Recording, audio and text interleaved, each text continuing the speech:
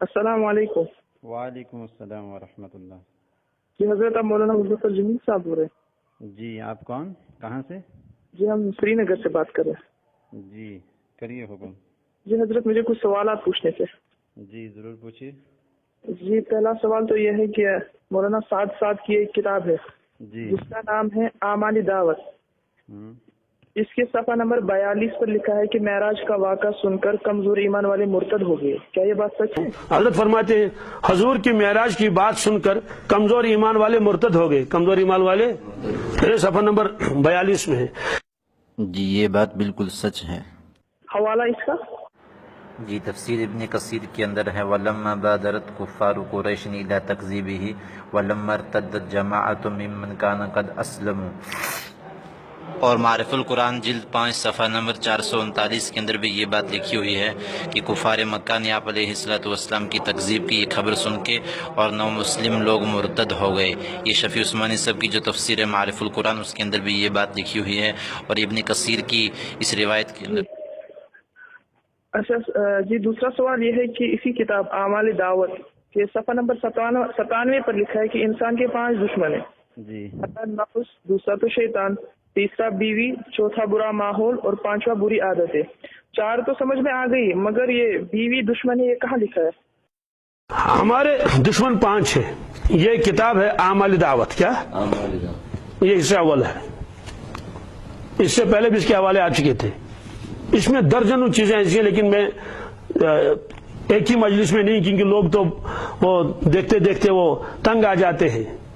آج تو فرصت بھی زیادہ لوگوں کو نہیں۔ یہ دیکھ لیا آپ نے کیا فرمایا؟ ہمارے کتنے دشمن ہیں؟ 5۔ تو اب یہی عقیدہ رکھنا ہے نا، ہمارے 5 دشمن ہیں۔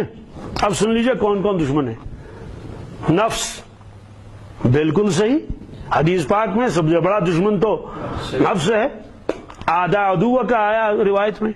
نمبر 2 شیطان، کیا ہے دشمن کی نہیں؟ بالکل۔ حضرت فرمایا نمبر 3 بیوی، نمبر 3 بیوی۔ تو حضرت نے بیوی کو شیطان کے بعد بیان فرمایا۔ نمبر 4 برا ماحول، نمبر 5 بری عادتیں۔ ٹھیک ہے، اس میں کسی کو شک نہیں، برا ماحول بھی دشمن ہے، بری عادتیں، لیکن یہ بیوی بیچاری، اس کو کیوں دشمنوں میں شمار کیا؟ پھر یہ لوگ بیوی سے جنگ کیوں نہیں کرتے؟ ان کو لڑنا چاہیے نا بیوی سے، بلکہ نکالنا چاہیے وہاں سے۔ جس طرح سے نفس کے ساتھ لڑتے ہیں، برے ماحول کے ساتھ لڑتے ہیں، اور حدیث پاک میں ہے من رأى منکم منکرا فلیغیرہ کیا بیدہ۔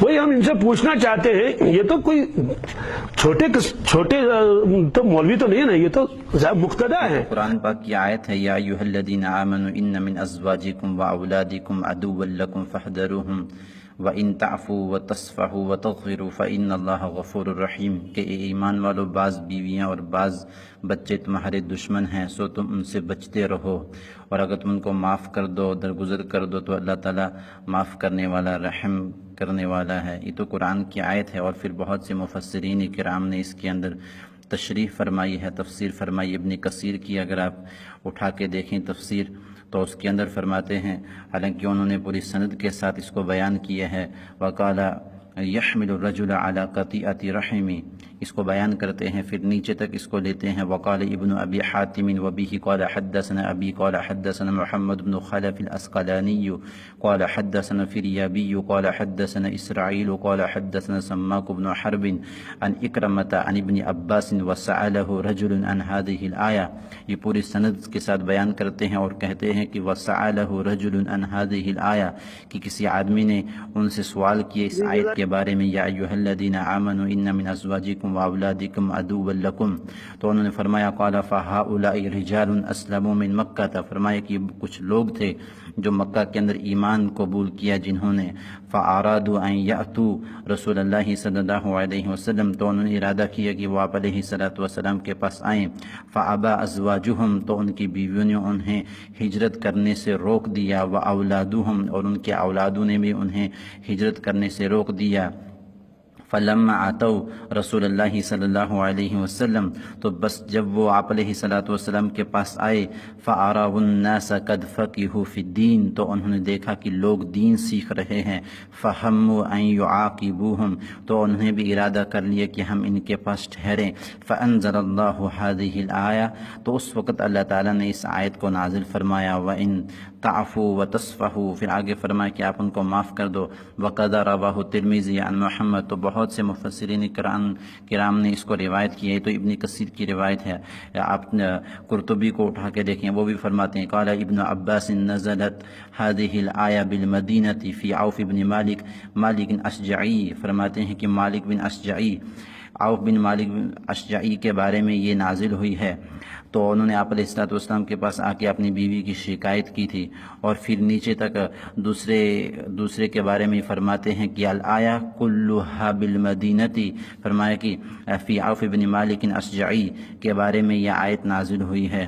تو بہت سے مفسرین کرام نے اس کو بیان کیا ہے۔ آپ دیکھیں کہ بیان تفسیر نصفی اگر آپ اٹھا کے دیکھیں، اس کے اندر ہے ای ان من الازواج ازواجا یعادین، فرمائے کہ بہت سی بیویاں دشمن ہوتی ہیں، صاف لفظ انہوں نے کہا ہے، یعادین جمع کا صیغہ لائے ہیں کہ وہ دشمن ہوتی ہیں اپنے شوہروں کی بہت سی بیویاں۔ ابھی کس پس منظر میں کہا ہے اور کس وقت کہا ہے، اس کا اوپر اور نیچے سیاہ و سباق دیکھا جائے کہ کس کنٹیکسٹ میں کہا ہے حضرت نے، تو تب جا کے کوئی بات لی جاتی ہے، ورنہ کوئی جملہ بیچ میں سے کاٹ کے بیان کیا جائے امت کے سامنے تو ایک فتنہ ہے، یہ تو ایک فتنہ کو برپا کرنا ہے۔ بلکہ کتنے مفسرین کرام نے اس کو بیان کیا ہے، آپ تفسیر قرطبی دیکھیں، تفسیر ابن کثیر دیکھیں، تفسیر طبرانی دیکھیں، اچھا بغوی دیکھیں، تفسیر نصفی دیکھیں، تفسیر اور بیضاوی دیکھیں، اتنی تفسیر کے اندر خود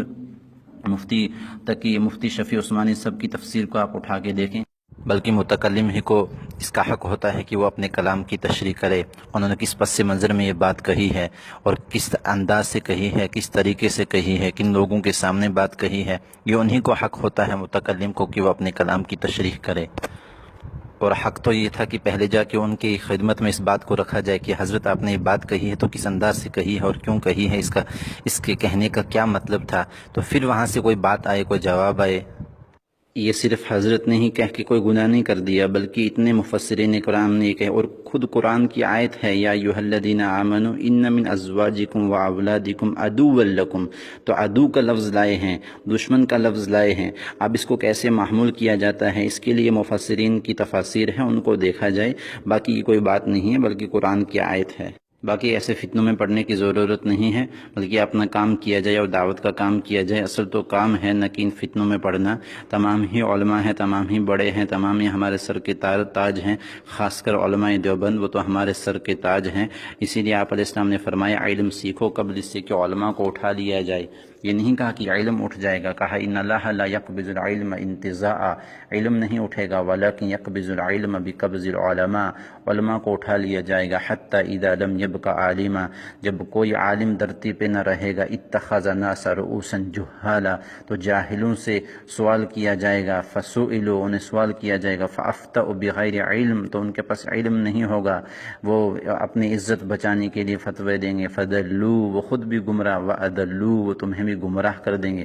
اس لیے علماء سے جڑا جائے، ان کی مجالس میں جایا جائے، مشائخ کے پاس جایا جائے، بڑوں کے پاس جایا جائے، اور ان کی مجالس کے اندر بیٹھ کے علم کو بھی سیکھا جائے، تربیت کو بھی سیکھا جائے، تقوی اور طہارت کو بھی سیکھا جائے۔ یہ ہمارے بڑے ہیں، علماء ہیں۔ اور علم، آپ علیہ السلام نے فرمایا کہ فضل العالم علی العابد، عالم کی فضیلت عابد پہ ایسی ہے کہ فضلی علی ادناکم، جیسے میری فضیلت تم میں سے ایک ادنا صحابی پر ہے، ایسے عالم کی فضیلت عوام پہ ہوا کرتی ہے۔ اس لیے عوام کو چاہیے کہ وہ علماء سے جڑے، اور ہمارا کام تو کام کرنا ہے، کسی کی مخالفت کرنا نہیں، بلکہ آپ یہ تو پوری کی پوری امت ہے۔ فرمایا کل جسد الواحد، تم ایک جسم کی طرح ہو، میری زبان سے کوئی ایسا لفظ نہ نکلے کہ دوسرے کی دل آزاری ہو، دوسرے کا دل ٹوٹے اور اس کے خلاف کوئی ایسی بات جائے۔ آپ علیہ السلام سے ایک صحابی نے پوچھا انبینی بعمل یدخلنی الجنہ، مجھے کوئی ایسا عمل بتاؤ کہ میں جنت میں داخل کر دیا جاؤں۔ آپ نے فرمایا ان شئت انبأتک براس العمود وذروۃ سنامہ وبملاک ھذا کلی، تو چاہے تو دین کا سرا بتاؤں، اپنی پوری شریعت بتاؤں؟ کہا ما ہوا، وہ کیا ہے؟ آپ نے فرمایا یا معاذ کف ہذا، زبان کو پکڑ کے کہا کہ بس اس کی حفاظت کرو، یہ محفوظ ہے تو پورا دین محفوظ ہے، اس لیے اپنی زبانوں سے ولا تجسسوا، لوگوں کے عیب تلاش نہ کرو، ولا یغتب بعضکم بعضا، اور تم ایک دوسرے کی غیبت نہ کرو، عیب تلاش کرنے کا بالکل حکم نہیں ہے۔ بس یہ تو ایک بات چل پڑی ہے، ہر کس و ناقص جس کو بھی کوئی بات آئے تو وہ مولانا صاحب کی طرف منسوب کر دیتے ہیں اور ان کی مخالفت شروع ہو جاتی ہے۔ ارے بھائیو، اپنے ایمان کی فکر کرو اور اپنی آخرت کی فکر کرو۔ اس کے بارے میں تو شیخ الحدیث حضرت مفتی مظفر صاحب نے کتنی ہی زبردست بات کہی تھی کہ ہم سب کے سب ہمارے، اور نہ ہم کسی کا فریق بننا چاہتے ہیں، یہ حضرت نے فرمایا تھا۔ اپنی فکر کریں، اوروں کی فکروں کو چھوڑ دیں۔ وَلَا تَجَسَّسُوا، قرآن کا حکم ہے کہ عیب تلاش نہ کرو، وَلَا يَغْتَب بَعْضُكُمْ بَعْضًا، اور ایک دوسرے کی غیبت نہ کرو، بلکہ اپنی فکر کرو، اپنے اندر دین کو لانے کی فکر کرو، اور اپنا ایمان پہ خاتمہ ہو جائے اس کی فکر کی جائے۔ جی جزاک اللہ علیہ حضرت، کچھ اور سوالات بھی تھے۔ جی پوچھو، کیا ہے؟ انشاءاللہ میں وہ تمام جمع کروں گا، پھر پوچھتا ہوں انشاءاللہ۔ ٹھیک ہے، السلام علیکم۔ صحیح تبلیغی وہ ہے جو مرکز کی ہدایات کے مطابق تبلیغ کا کام کرے، اور غلط وہ ہے جو مرکز کی ہدایات کو چھوڑ کے اپنی مرضی سے کام کرے۔